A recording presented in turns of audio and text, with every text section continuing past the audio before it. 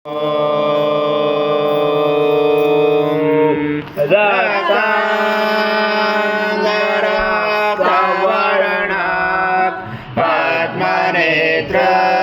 सुहासवदना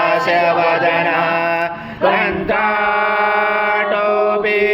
चमाला दंडकमंडलोदर कन्याकराक्षक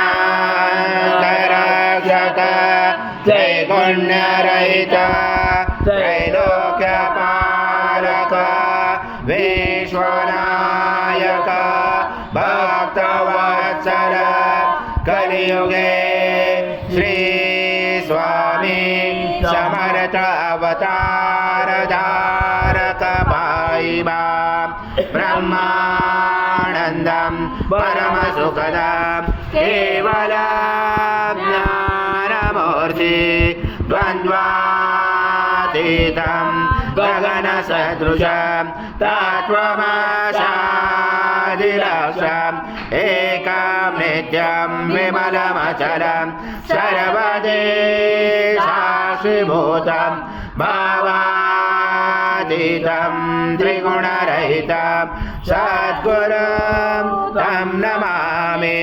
गुरुर्ब्रह्मा गुरुर्विष्णु गुरुर्देवो महेश्वरा गुरुर्साक्षात् परब्रह्म तस्मै श्री गुरवे नमः। हरि ओम सहस्रशीर्षा पुरुषा महाराजं यज्ञे प्रतिष्ठम् आज्यं पवित्रं परमं स्नानादुदे प्रगृह्यात् श्री सद्गुरु स्वामी समर्थ महाराज देवताभ्यो नमः। घृतस्नानं समर्पयामि घृतस्नानान्तरेण शुद्धोदकस्नानं समर्पयामि। सकल पूजाते सर्व उपचारार्थे गन्धपुष्पं समर्पयामि। शेष उपचारार्थे प्रार्थना पूर्वक नमस्कारं करोमि।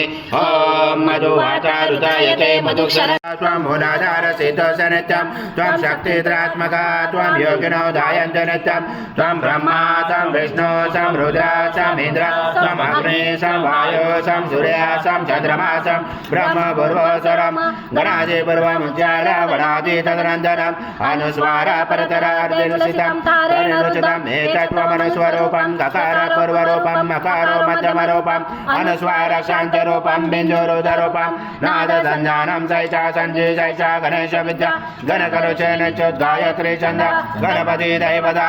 ओम गणपते नमः। एकदन्ताय विद्महे वक्रतुण्डाय धीमहि तन्नो दन्ते प्रचोदयात्। एकदन्तं चतुर्दशं पांचमं कुचधारणं रक्तवर्णमस्य बिभ्राणं मुचकदशं रक्तं लम्बोदरं शूर्पकर्णं विद्महे परमहंसाय धीमहि तन्नो स्वामी प्रचोदयात्। श्री सद्गुरु स्वामी समर्थ महाराज देवताभ्यो नमः। मंत्र पुष्पांजलि समर्पयामि। सद्गुरु स्वामी समर्थ महाराज देवताभ्यो नमः। प्रार्थना पूर्वक नमस्कारं करोमि। हरि ओम तत्स हरि ओम तत्स हरि ओम तत्स। स्वामी समर्थ जय जय स्वामी समर्थ महाराज श्री स्वामी समर्थ जय जय स्वामी समर्थ श्री स्वामी समर्थ जय जय स्वामी समर्थ।